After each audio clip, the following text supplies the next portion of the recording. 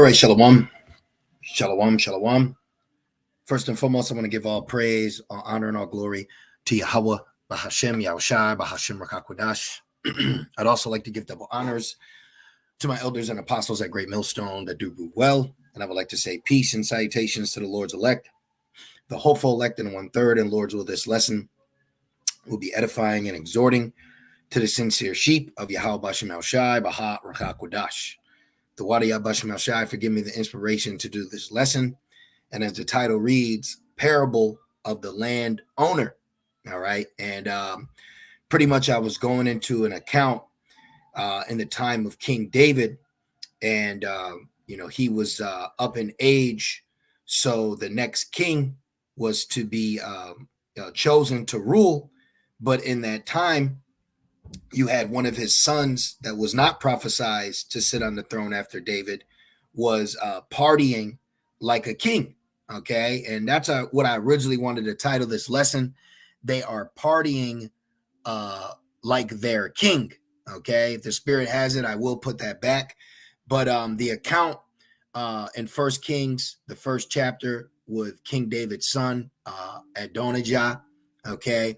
And just like Jake today, and just like the parable of the landowner is, you have in particular Israelites that have been hired, have been hired for a position, but they want more than the position. They want to be the king. They want to be the ruler. They want to be the it guy. Okay. And we see that in the scriptures. We see that in parables, and we see that today with these wicked Israelites that are proclaiming a king-like status while in Babylon, and our King Yahushai hasn't even got his glory yet. Okay, so what I want to do is I'm going to jump right into the parable, but I'd like to also go into the literal account that came to mind while reading this. Okay, so this is the parable of the landowner. All right, it says here, another parable, there was a certain householder which planted a vineyard and hedged it round about and digged a wine press in it and built a tower and let it out to husbandmen. Okay, so husbandman is a worker. All right, in particular worker, excuse me. All right, even our father, Yahweh, is referred to as a husbandman. But even right here, Yahushai, see, a husbandman is a tiller of the soil or a vine dresser, a farmer. All right. So you can be hired, all right, as a farmer or what, a land worker. All right. And that's what we're doing right now. We are husbandmen unto Yahweh Bashem Shai's field. Okay. Where we're here to work. All right. But you have other men that have been brought into this labor, but they have taken their job position to their head. Okay. And this is why they act the way they do. They party, they proclaim this, this authority. Okay. And they're acting as if, they are the guy, when no. Okay. Just like King David's son, Adijah. All right. No, you're not the one next up. Okay. It was Solomon. Or just like now, you're not the next one up. Yahushai hasn't gotten his glory. And that's really what I really want to focus on is, the spirit that, yes, we are a kingdom, of a nation of kingdoms, kingdom of priests, but we are still in captivity. Okay. But just like King David's son, he was partying, bullshitting, eating. Okay. Had Jake believing he was next up. And it's like, no, you're not next up. This is all according to prophecy. Who's going to, have the head position. And King David is going to have the head position, and his son Solomon, who is Yahushai, is going to be the head even above that position. But you have men that act as if they're King David. They act as if they're in their own stead, Now, let's do this.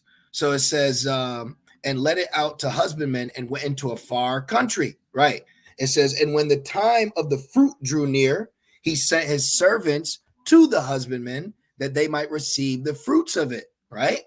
And the husbandmen took his servants and beat one and killed another and stoned another. So what is this talking about? Killing the prophets, okay? You had the prophets were struck and punched in the past, okay, imprisoned by Jake, all right, even killed by wicked Israelites, and even used the law to stone, you know. And it says again, and mind you, these Yahushua is telling you these husbandmen, these farmers, these workers, they're the ones who are doing this. All right, just give me a minute.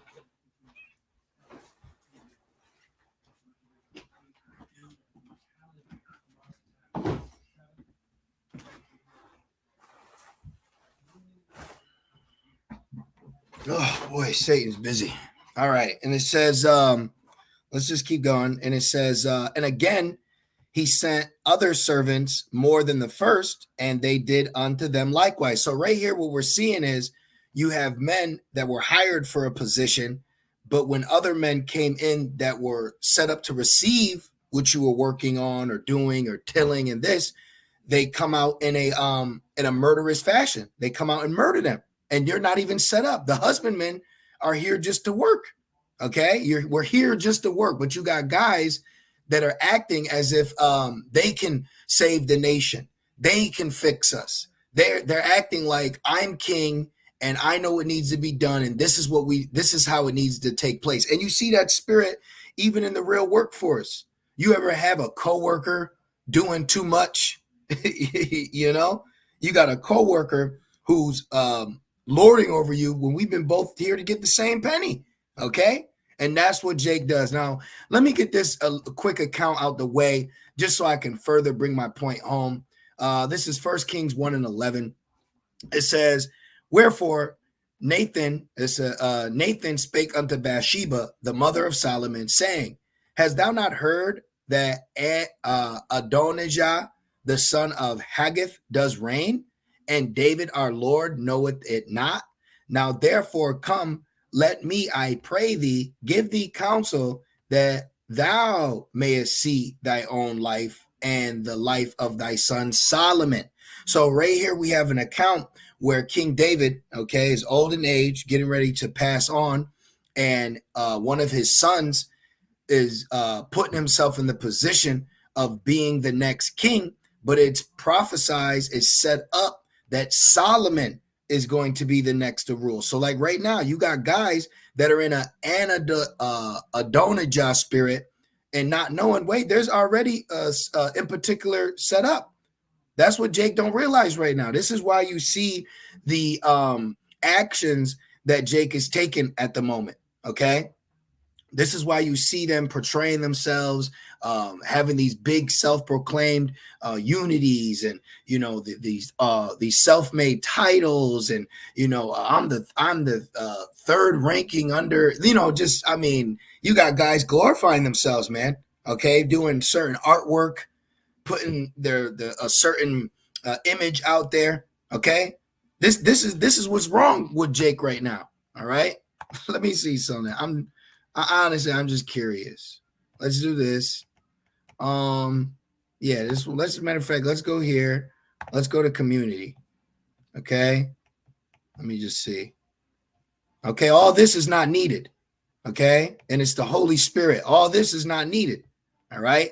But this is what Jake want to do. They want to put themselves on a level. And I know you'll say, come on, they brothers, they just, and I get it. I'm just saying. Okay, I'm looking for the one with Nate. You know, Nate, that one.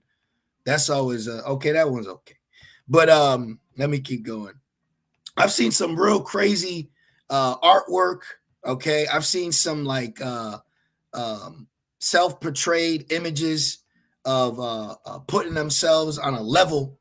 Okay. Putting themselves on a level as if I don't like that. We know about that, but hey, you know, but putting themselves on a level, riding the horse, having the white women lead them, and you brothers just get where I'm going. I mean, you know, you see it yourselves, okay? But when I was reading this, I said, man, this is like what Jake is doing right now. They're putting themselves in a king-like position when you just been hired as a husbandman, okay? There's already prophesied who's next, who's going to get the glory, who's going to reign, who's going to rule, but you're acting in captivity as if you're next. You're next, and you know it, you know? And it says, go and get thee unto King David, and say unto him, Didst not thou, my lord, O king, swear unto thy handmaid, saying, assuredly, Solomon thy son shall reign after me. See, Solomon thy son shall reign after me, and he shall sit upon my throne. Why then does Adonijah reign? Behold, while thou yet talkest there with the king, I also will come in after thee and confirm thy word. So they're right here explaining how they're going to have to go to the king and let him know that there is someone portraying themselves as they're about to be king when we know that's not the case. Okay. And it says, and Bathsheba went in unto the king into the chamber, and the king was very old, and Abishag the Shunammite ministered unto the king, right? King David on his bed, you know, and Bathsheba bowed. She bowed. All right. She bowed to the king and did obeisance unto the king. And the king said, what wouldest thou? And she said unto him, my lord, thou swearest by the Lord thy power unto thy handmaid, saying, assuredly Solomon thy son shall reign after me, and he shall sit upon my throne. And now behold, Adonijah reigneth, and now my lord the king, thou knowest it not. Exactly. Like see, you have men that put themselves in a position that are not set up to be in that position. Okay. And they got Jake following them, believing them, all right, lording over them as if they're king, and that's not the case. And he has slain oxen and fat cattle and sheep in abundance, so they're eating well, all right. Like now, the false shepherds, okay, do not they feed themselves off of the Lord's people, okay? So this is the same thing: the partying, the festivities, okay, and great abundance too, like as if you're already the king or you're in the kingdom. And has called all the sons of the king, and Abiathar the priest, and Joab the captain of the host. But Solomon thy servant has he not called. Why did he didn't call Solomon? Because they knew Solomon was next. Okay, so this is the same thing. All right, these guys want to rule and reign, party and bullshit, and they don't want to acknowledge the truth. Okay, they don't want to acknowledge the air. All right. They don't want to acknowledge Yahweh Shai. These guys don't want to acknowledge Yahweh Shai. You see, there's a big thing right now. Deacon, okay, the proclaimed Deacon Akah talking about we don't have to worship Yahweh Shai. And I mean, there's just a whole bunch of madness. But this is what Yahweh Shai was talking about in the parable. I hired you as a husbandman, and you're killing, you're stoning, you're beating, right? Now, it says, and thou, my Lord, O king, the eyes of all Israel are upon thee, that thou shouldest tell them who shall sit on the throne of my Lord the king after him. See? So the Lord is going to have to establish in front of Jake who it's already been told is going to rule and reign and who I'm dealing with. Then they shall know who am I chosen. Right now, you don't have that because Jake is following after gain is godliness. Okay? So let's go back to this parable, all right? I'm just kind of comparing and contrasting them. Matthew 21 and 36, it says, again, he sent other servants more than the first, and they did unto them likewise. But last of all, he sent unto them his son, right? Like Solomon, but ultimately Yahweh Shai, saying, they will reverence my son. Right. Did Adidon, what is it? I have trouble pronouncing his name. I know it's Hebrew is different, but Adonijah. Okay. Did Adonijah acknowledge the son Solomon? No. Does Jake acknowledge Yahweh Shai? No. Okay. No, they don't. And it says, but when the husbandmen saw the son, they said among themselves, this is the heir meaning next to rule. Come, let us kill him and let us seize on his inheritance. See, this is the spirit that Jake has. And didn't they say that? Didn't they say that in John 11 and 47? This is John 11 and 47. John 11 and 47, it says, then gathered the chief priests and the Pharisees a council and said, what do we, for this man does many miracles, speaking about Yahweh Shai, If we let him thus alone, all men will believe on him, and the Romans shall come and take away both our place and nation. But wait, it's supposed to be about Yahweh Shai. What does your place have to do with the place of Yahweh Shai? It's because you want that position. Like today, Jake wants the position, but you not set up to have that position. It's already been filled. See? Even John the Baptist said, whose shoes I'm not worthy to latch, if I'm not mistaken. So you see humility with men of the Lord, but you see pride and arrogance with those that are not set up next. But they try to push this image on you, like the Lord is with me. I am the next. Come with me. No, man, it don't work like that. Now, I want to go into the commentary real quick, and I want to show you something. Okay, so yes, ultimately, Solomon was put in that position, as we know. But you got to understand, before Solomon was put in that position, you had a man proclaiming that was his position. You know, that's some like jail shit. You know, no, this mod's phone. You know what I'm saying? Let me just get this real quick. I don't want to make this too long. I'm just comparing. I was reading the commentary, and that's really what sparked it too. I said, "Oh, look at that." So, when you go into this First Kings, let's go around. Let me see. Watch. There's something I want to show you. Okay. I don't want this. I might have been reading up a little bit, but they even come to the conclusion that he wanted to do away with Solomon, is basically what they're saying. So let's see. It says Bathsheba began telling David the fact that added Adonijah's action. Then she used this tender appeal, reminding David that her life and the life of Solomon were in grave danger if Adonijah became the king. See, because they knew Solomon was next. So what would they wanted to do? Kill him. It says this introduced a solemn oath. David would confirm the previous promise he made to Bathsheba that her son Solomon would become the next king. But let's go down.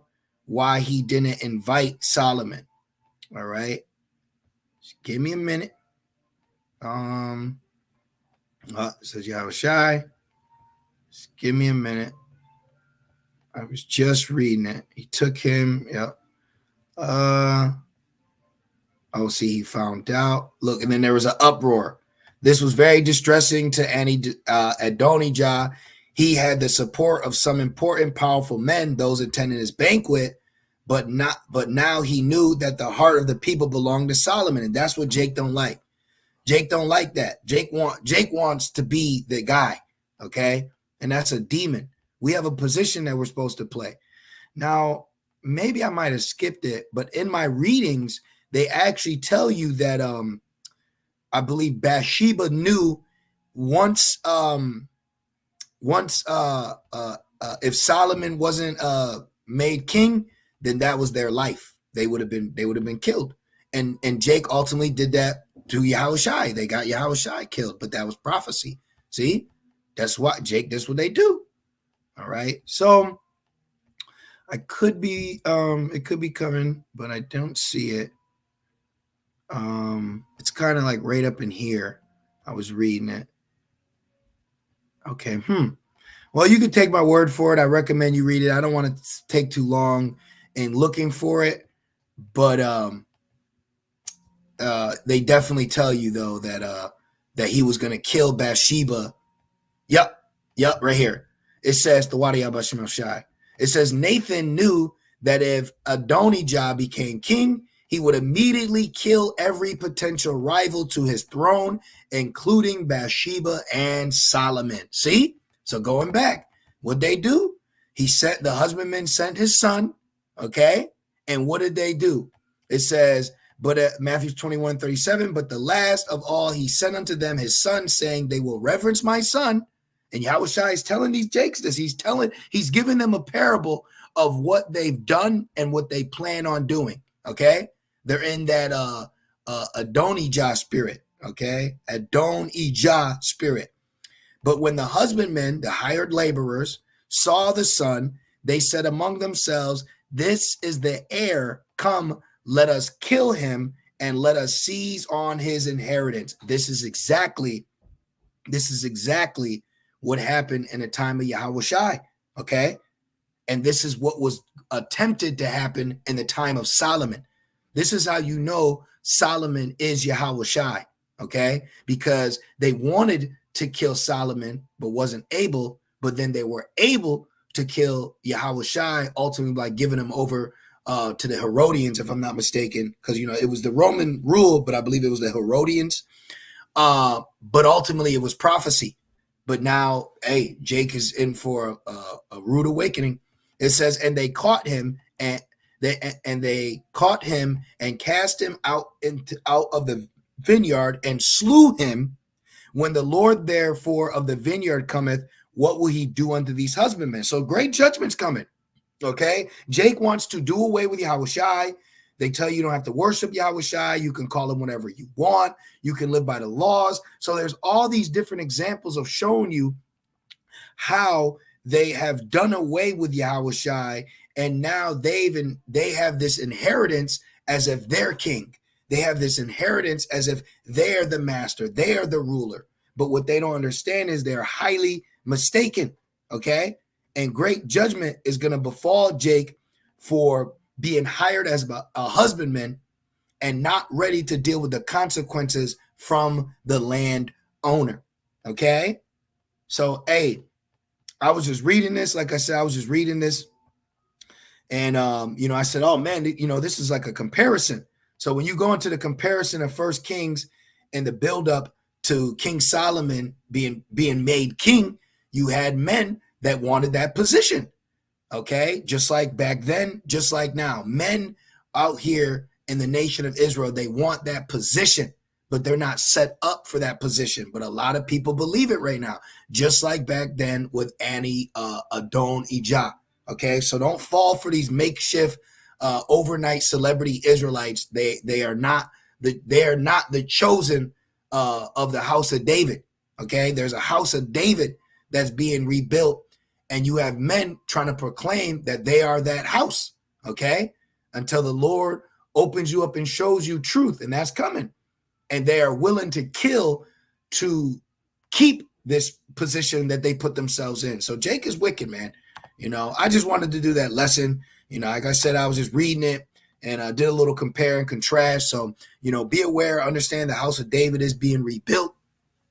But as the house of David's being rebuilt, you have many adversaries against that house, in so much that they will portray and put themselves as if they're the house. Okay, so be aware. So I'm just going to leave it there. I pray this lesson was edifying and also encouraging. I want to say, Kal Halal, Yahweh B'Shem Yahushai, B'Shem Rakakwadash. Double honors to my elders and apostles, a great millstone that do well. Peace and salutations to the Lord's elect. Shalom.